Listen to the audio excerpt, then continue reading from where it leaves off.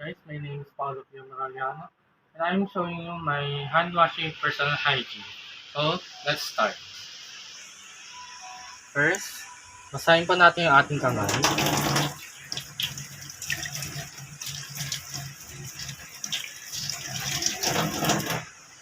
And then, kuha tayo ng soap.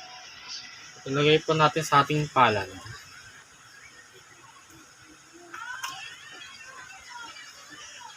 At bilangan po ito kahit mga 20 seconds.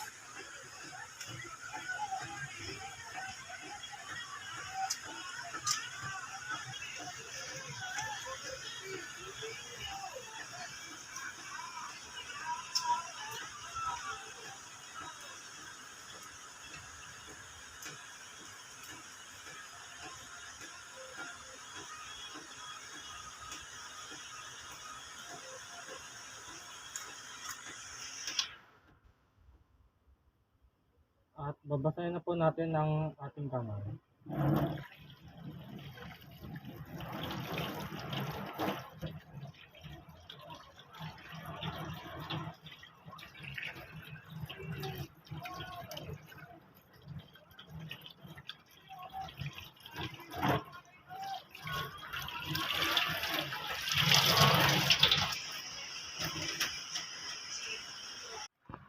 So, meron po tayong two types of hand washing personal hygiene. First, the do. Siyempre, di sa atin mawawala ang paghugas ng kamay at pagsuot ng hairnet para maiwasan po nating malaglag ang ating mga buhok sa mga pagkain at ng mga hikaw.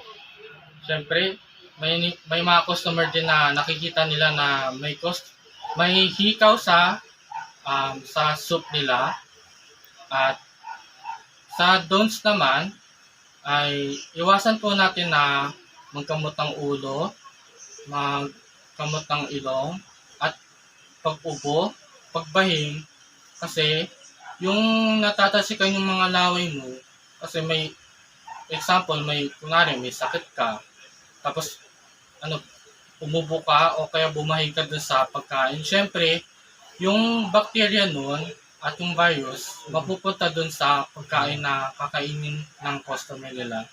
At maaari din itong posibleng magkasakit din sila o kung may malalang sakit naman yung bumayong na yun. At yun lamang po at maraming salamat.